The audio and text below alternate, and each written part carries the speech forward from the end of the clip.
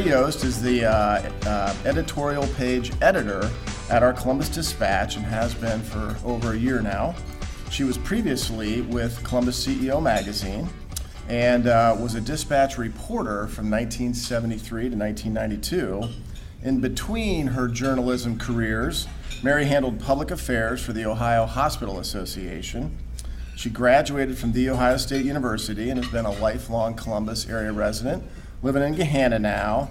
My favorite thing I learned about Mary that was new when I was doing a little research on her was her little Twitter, like one sentence thing about her. It says, she's a journalist, a cancer survivor, a mom, and a grandma living a blessed life.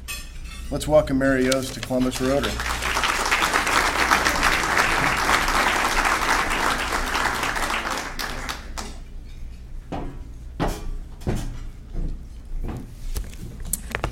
Thank you, Mike.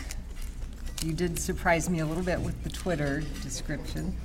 I am very blessed. I'm blessed to be here with you today, so thank you for asking me to come back. I was actually a member of Columbus Rotary back during some of my years in public affairs with the Ohio Hospital Association. And I don't recall exactly what years those were. Scott, probably has them in his records, but it is nice to be back. When I was at the Hospital Association, that was the part of my career that was outside of journalism, and it gave me a valuable perspective from the other side. My first career in newspapers and my return engagement are worlds apart. You can probably imagine in terms of the environment in which newspapers operate. So consider this. I was a reporter at the Dispatch from 1973 through most of 1992. And when I left the paper to go to the Hospital Association, the internet was in its infancy. The first web browser wasn't available until 1993. We created our first website at the Hospital Association in 1996, and 10 years after that, in 2006, I still remember asking one of my staff members in the public affairs department, "What's this new thing called Twitter?" She said, "I don't know, but I'll find out." So by then, the race was on for digital communications, and newspapers were operating in an entirely different and very challenging environment. So now we have a president who communicates primarily through Twitter.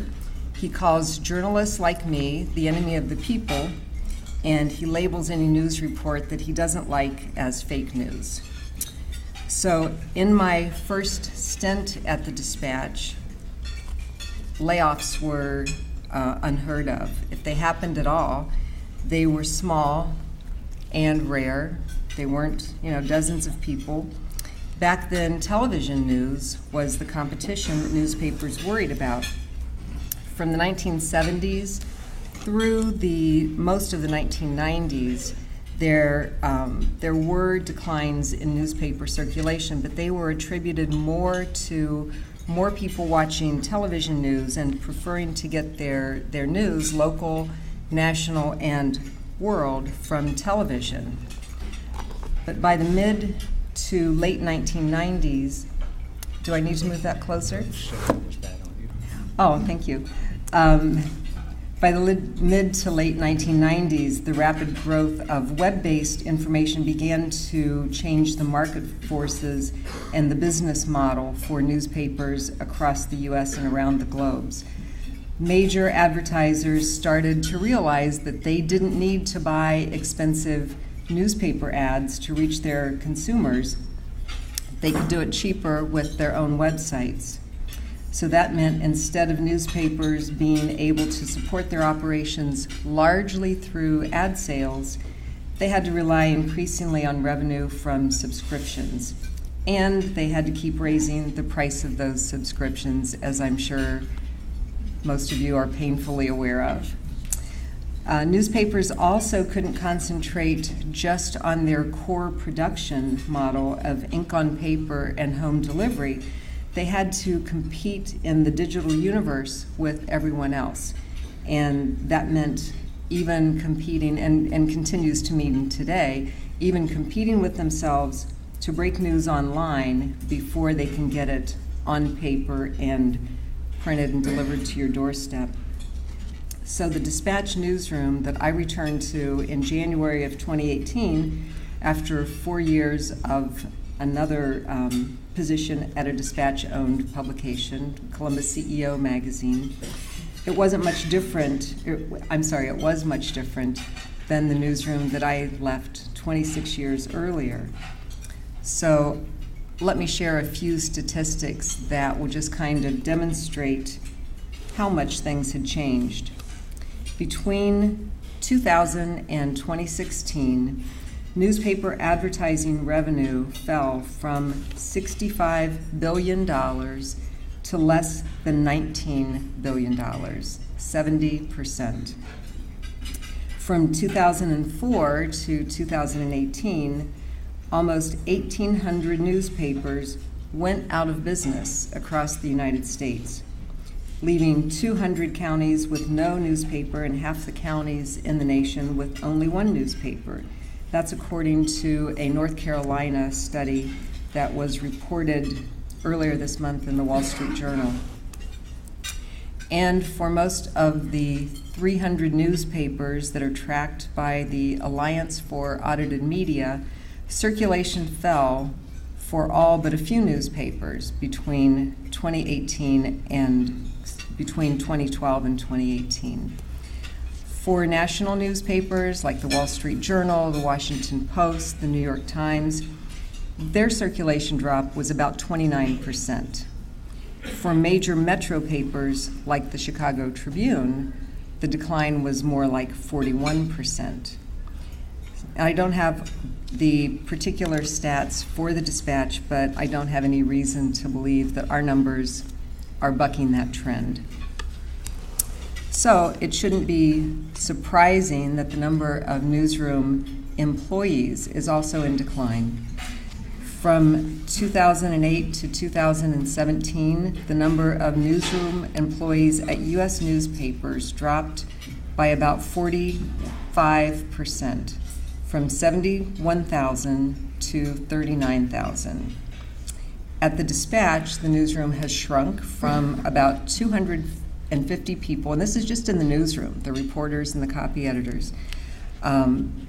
It was about 250 people when I left in 1992. It's fewer than 100 today. In my corner of the newsroom, we have half the staff that produced the opinion pages just a few years ago. There were 8 editorial page journalists. Immediately after the Dispatch was sold in June 2015 to Gatehouse Media, today there are 4 of us, myself, the other primary writer, Mary Edwards. So I tell people, if you see an editorial in the paper, it's pretty sure it was written by someone named Mary. We have, not always, we have a few secret weapons out there who occasionally write for us. We have copy editor Herb Grant, and we have our cartoonist, Nate Beeler. So with that backdrop, you might be surprised to hear that the editorial pages of the Dispatch continue to be produced much as they have for years, just with few of us actually doing the work. I hope many of you still read the Dispatch, either in print or online, and are familiar with our editorial pages. Can I ask, just by a show of hands, how many print subscribers do we still have here? Oh, bless your hearts, thank you. How about online only? Okay, that's good. That's the audience that we're trying to grow, is the online only audience. We have a goal of that publisher Brad Harmon reminds us of every chance he gets. We're trying to reach 100,000 online only subscribers in the next few years, and with the population we have in Columbus and Central Ohio, that shouldn't be a problem, but we're still working on it. Well, whether you're a subscriber or not, my intent today is to have you leave here knowing a little bit more about what we do and how we do it.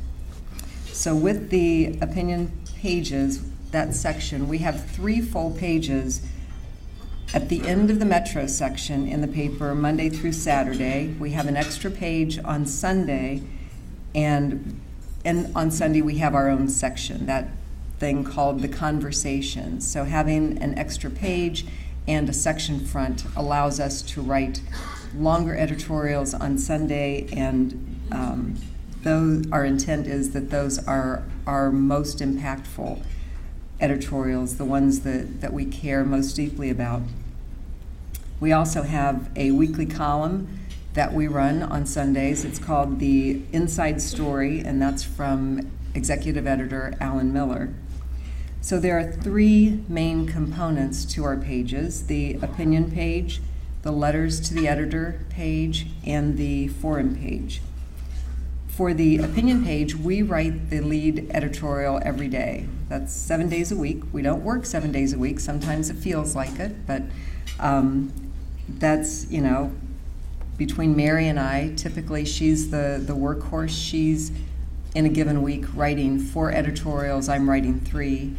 And sometimes we have to scramble when she's out on vacation, like she just was for 2 weeks. It just about kills us to get through that time, but we stock up in advance a little bit. So I apologize if there were any of the editorials in the last 2 weeks that looked like they could have run earlier. They could have, but we needed to fill the cupboard so that we didn't have a blank page while she was gone. So the lead editorial is what you see running down the left side of the page, and today's example is on the discovery of the radioactive elements at a Piketon middle school, and the 2-year delay of the federal government in disclosing that information to the local community. That's resulted in the school being closed for the rest of the year, and a lot of people scrambling to figure out, what does this mean for my kids, for anybody else who was in that school. Sometimes we use that lead editorial space to write 2 shorter editorials. And the last example of that was in Saturday's paper, when we had one editorial that talked about the Ohio History Connection winning an eminent domain case against the Mound Builders Country Club over in the Newark area, and a second editorial that was in favor of preserving the properties around town that the Columbus Landmarks latest list of endangered properties said these properties are worth saving and redeveloping with their original structures intact. The opinion page always carries an editorial cartoon, and we get a lot of feedback on love mail and hate mail on Nate Beeler's cartoons. He is producing those typically for Sunday and Tuesday through Friday. On Saturday and on Monday's paper, you'll see that it will be a syndicated cartoon that's in there. So today's cartoon was not from Nate Beeler, it was from Tom Tolles, who, if you ever look at his editorial cartoons, you have to look at the big cartoons, and then you have to look down in the lower right-hand corner, because he's got a little character who throws in another little quip or a comment that is like a whole different commentary by itself. But today's cartoon is about the White House immigration plan that focuses on getting away from family relations and looking more at skills and going for immigration that's more skills-based. And so the Jared Kushner is sitting across the table from Uncle Sam, and Uncle Sam is asking, does that apply to White House staff too? So it's a good one. most days then, to round out that opinion page, we have a secondary editorial that we call Other Viewpoints. And that is something that typically I'm pulling from other newspapers around the country. So today it actually goes with the editorial cartoon. It's a comment from the Los Angeles Times raising questions about the White House immigration policy. And at the end of that, so that other editorial, it says Other Viewpoints at the top of it, at the bottom of it, it will identify the paper that it's from. I had a call a couple weeks ago from a reader, and she was a little upset because she said, I'm looking at your paper and I see this one editorial, it's got like the newspaper name on it, but it doesn't tell me who wrote the other editorial on the page. And she was just a little not understanding why everything else in the paper is signed, but those editorials are not. So I pointed out to her, do you see those names at the top of the page? The publisher's name, the editor's name, my name. And I assured her that all three of us could be listed as, being behind the editorial on that page. She felt better that she knew it wasn't, we weren't trying to hide something. It wasn't an anonymous source. That's just the way opinion pages work. The letters to the editors page is exactly what the name implies. Letters that we receive from readers and from advocates for certain points of view. Are some of you, I bet some of you are letters contributors to us? No? This guy right here. Oh, yes, Nelson, thank you. If you're not, then I went to, on another one, okay. Oh, we've got a few, you're just shy, John. That's an area where we love to see more voices come in. So, something that you like, that you hated, that you think we're not covering or we should cover more, it's all fair game for our letters page. We get about 8,000 letters a year, and we're able to print about a third of them. We do look for balance in perspectives. So if we get, 20 letters that are against something that the president has done, and 5 letters in favor of something that he's done, and it is kind of that balance a lot of times, that balance won't be reflected necessarily. We try to present both points of view. So we'll try to do almost equal time on the for and against any particular topic. So you can't, it's not reasonable to say, well, there were X number of letters, in the paper on this point of view, and that must represent the public sentiment. It doesn't, because we might weight it just to get more of that other perspective in there.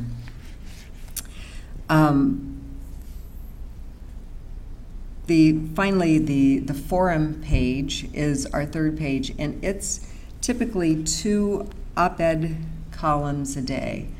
I don't know if you're familiar with the term op-ed. It generally means the expression of opinion that appears in a newspaper opposite the editorial page. So op-ed, some people have come to think that it stands for opinion editorial, which is redundant, but most people know that the phrase, the term for those columns in the paper is op-ed. And these are always attributed to a particular author, sometimes 2 authors, unless we resist that. Don ran into that. Don DePero had an op-ed in our paper 2 weeks ago, and he had a co-author, and we told him, we really try not to print co-authors unless they're strange bedfellows. If you've got a Republican and a Democrat who are both advocating the same position, that helps communicate the message. So we ran an op-ed several months ago that was signed by both former governors Bob Taft and Ted Strickland, and they were both expressing concern about the death penalty. So that was one where it made sense. I think it was a death penalty. It made sense to put them both in there, because that helped communicate, oh, this has really got a lot of bipartisan support. So the op-eds are on that third page, and one of the evolutions that we've made since I've been there about 17 months now, I guess, is that we're printing a lot more locally produced op-eds. That's something that, the way I look at it, is the syndicated columns that we typically will pair up with a local op-ed. You can read those online many times before we can get them in print. Some people have told me, well, I already read that in whatever newspaper that columnist usually appears in. And we recognize that, but we still think there are valuable national voices that we want to present on our page, but we also want to present those valuable local points of view and perspectives and additional information on a topic of interest. So we will ask people who are submitting op-eds to us to make sure that they're exclusive to the Dispatch. We want them to those local op-eds to only be available on our pages or on our website. And people are pretty good about giving us exclusivity. If they don't, we say no thanks. People can read it somewhere else. In today's forum page, we have something else that we've started to do increasingly, and we've been trying to do these more and more on Mondays, and that is to present 2 local op-eds in a pro-con format, or sometimes they're not drastically different views, but they're different perspectives, so we'll call that 2 views, and those will be presented in a vertical format. That's the first clue that you have that, oh, this is a different, kind of an op-ed. They're both focused on the same topic. So today it's looking at the issue that's going to be very interesting to watch in the legislature on sports gambling. Everybody is presuming that the legislature will approve sports gambling, and so this is looking at, should the sports gambling be managed by the Lottery Commission or by the Casino Commission? So that's the perspective that is fleshed out a little bit today. As for determining the positions that we take on the editorial page, that process is very different, as you can imagine, than when the paper was still owned by the Wolf family and the editorials were the expressed perspective of the publisher, John F. Wolf. Staff writers produced those editorials, but it was at his direction, and the views published were his or they were approved by him. Today, our editorial board is much more democratic, and I mean that with a small d, not a capital D, although observers of our page will find that our views are more liberal than they were under the Wolf ownership. But we still do endorse Republican candidates for office, and as well as an increasing number of Democratic candidates. In the 2018 elections, our choices for the statewide elective offices, from the governor through Attorney General, Secretary of State, those offices were evenly split between Democrats and Republicans. And our editorial board looks to 2 main sources when we're taking positions on given issues. We look to our own coverage in the news stories on particular developments, and we look at coverage from other news organizations, and then we still hold editorial board meetings where people will come in and advocate for a particular position, will ask us to shine a light on something that's going on in the community. And then we also meet with candidates for consideration for endorsement in certain elections that are upcoming. We don't do primary elections, we do general elections unless there's an issue on the ballot in the primary. So we endorsed for the bond issue package that just passed in the city of Columbus. On Friday, it was exciting. The Dispatch was the first newspaper editorial board that U.S. House Speaker Nancy Pelosi has held this year. Her staff said she only does a few of those a year, so we were very interested to meet with her on Friday. Tomorrow, Lieutenant Governor John Husted is coming in to talk about some workforce development language that he is interested in the state budget. And on Wednesday, we'll have Columbus City Attorney Zach Klein, Franklin County Prosecutor Ron O'Brien, and Senate President Larry Obhoff come in.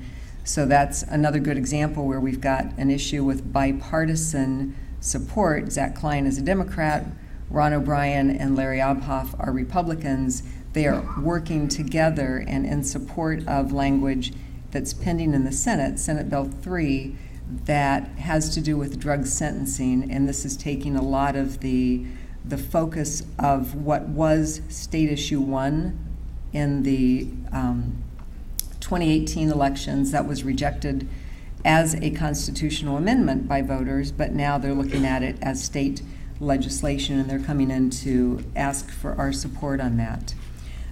We have editorial board meetings scheduled already with the 4 Columbus City Council candidates that are going to be on the ballot November 5th, and then we're going to be scheduling meetings with the three candidates who are opposing them. So sometime before early voting starts this fall, we'll be making endorsements for Columbus City Council races.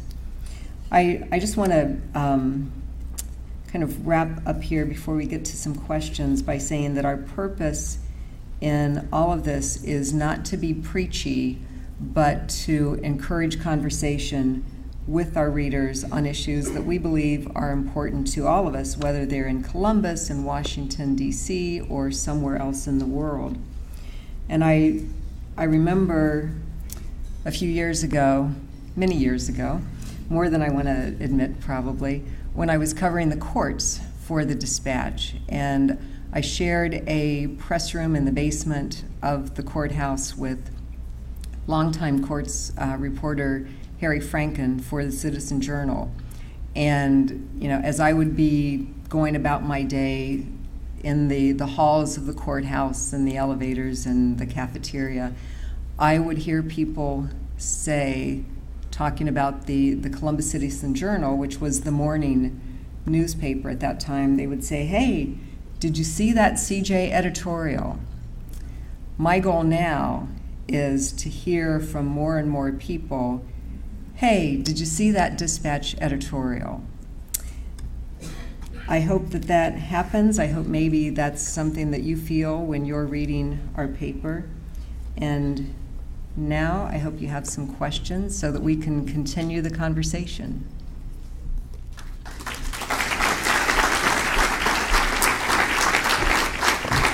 Let's introduce the questions.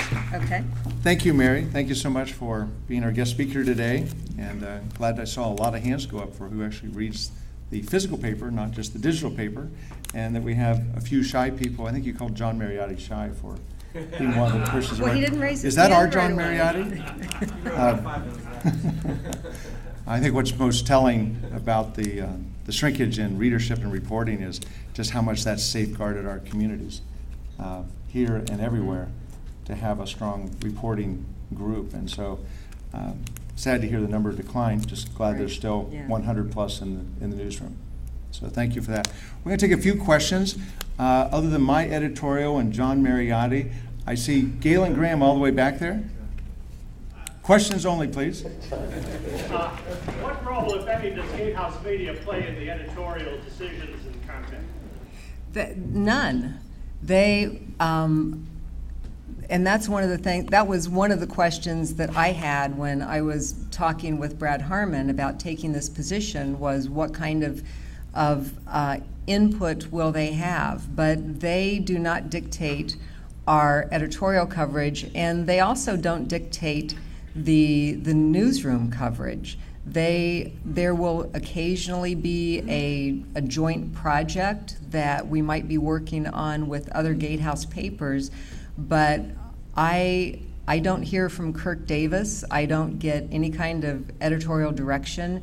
The highest it goes is publisher Brad Harmon, and that's absolutely appropriate. The publisher of the paper should be the ultimate voice, but it's still a very democratic process with Brad and Alan and myself and input from other staff. Thank you. John, I still will call on you. Just for newest of the new members, Don DePiero. Thank you, Kelvin. Mary, you touched on it briefly, but how do you vet what you're going to opine about internally? And have you had to write an editorial that personally you didn't agree with, but professionally it was what you decided to, the side you had to take? And how was that for you? That was a threefer, I think. So Don was asking about the process to decide what we're going to be writing on and whether I've had to write editorials that I personally didn't agree with, and how did that feel?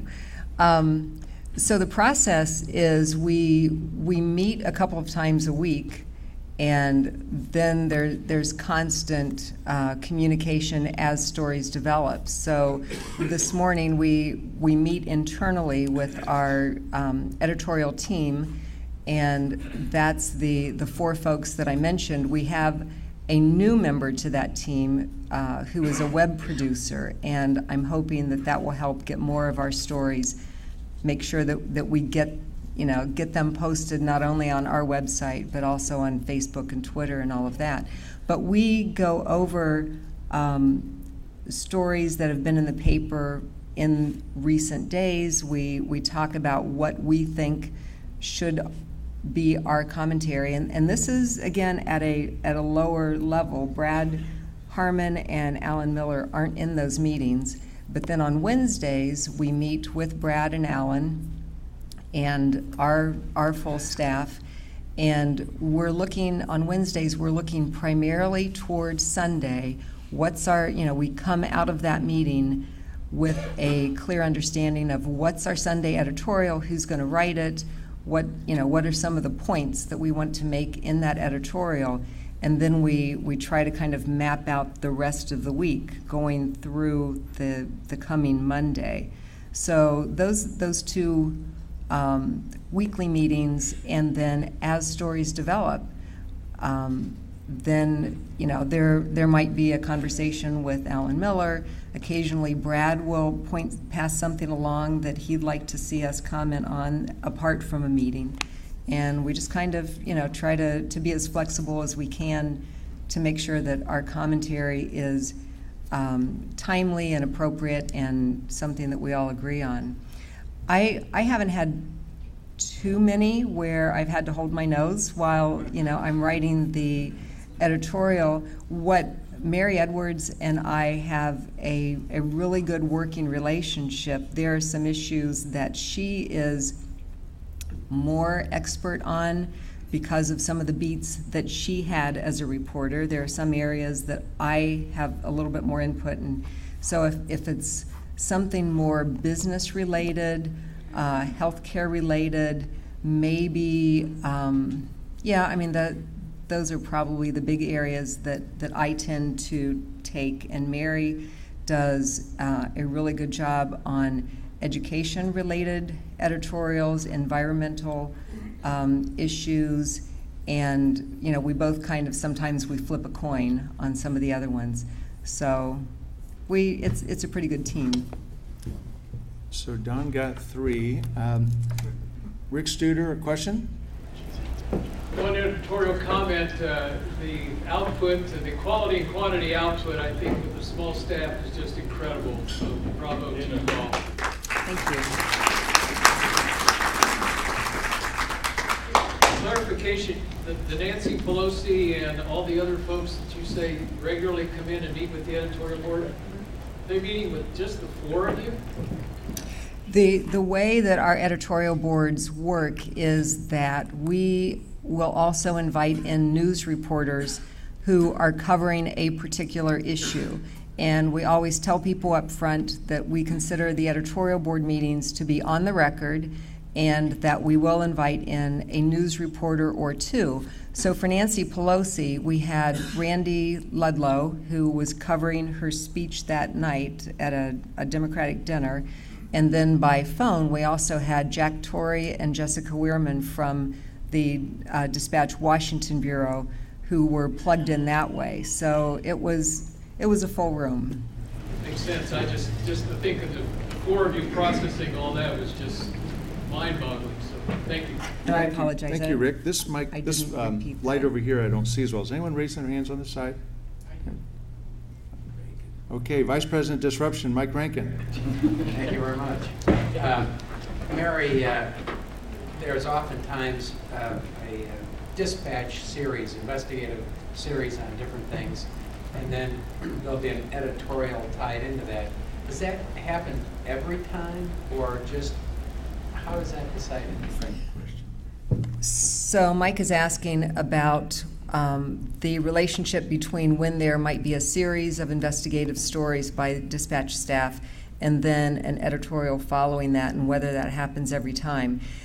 Typically it does happen, but it's not a requirement. It usually, the way it happens, so the latest one of those examples is the hazing stories that we had today and yesterday.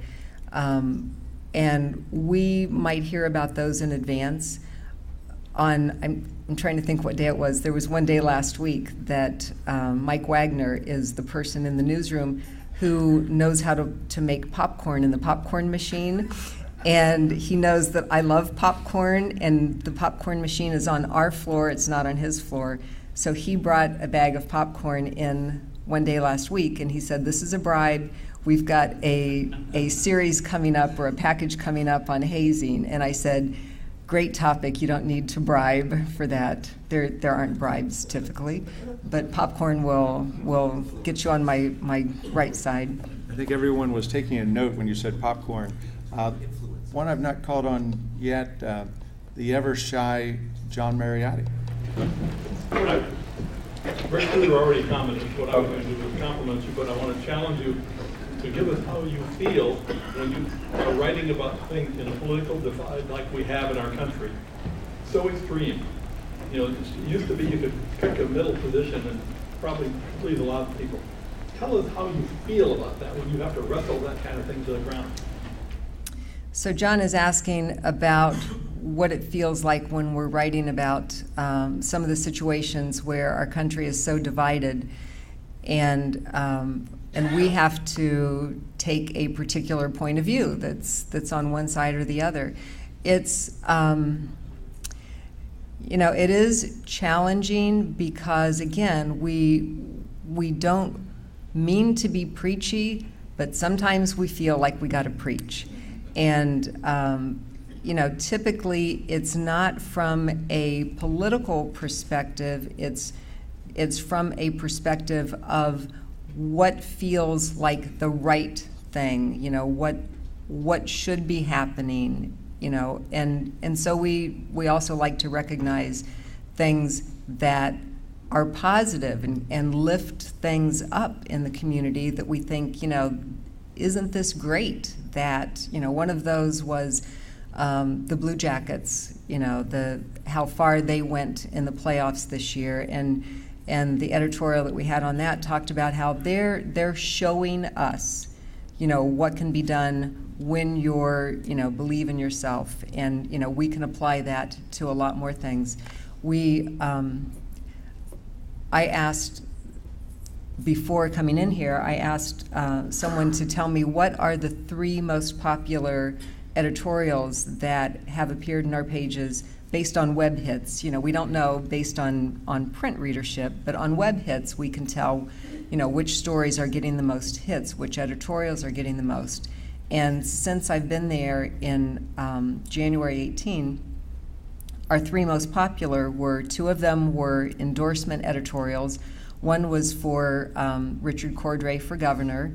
We picked the wrong guy, and we like what the guy who won is doing so far. I mean, Mike DeWine has done some really impressive things. The third most popular was the editorial for Supreme Court candidates, and of the two that we endorsed, one won, one lost. So we've got Melody Stewart on the court now. We endorsed her. We endorsed Craig Baldwin. He didn't win. But the second highest editorial was one that was on Thanksgiving Day, and it was a little bit different, but we said we should give thanks in this community for, the weather guy at Channel 10, Chris Bradley. You know, it was, let's give thanks for Chris Bradley because of what he meant to the community. He had just announced that his care was reverting to hospice care. And we wanted to lift him up, you know, when he could still read that and appreciate it. And it was, you know, one of our most popular editorials. So they're not always political. Mary, and there were still many hands up, and there's still more going up, but in fairness to all concerned, just going to ask if they'll follow up with you. If they bring you a bag of popcorn to your office, yes. You're more likely to get your time. We have a speaker and topic card today, and I'm sure many people will write in to remember to take popcorn to Mary. But thank you so much for being part of the stalwarts of the community to provide editorial response and to have the newsroom of the Columbus Dispatch elsewhere so that we can continue to have a good community where people have an open voice, and appreciate the efforts of the Dispatch, and thank you for speaking today.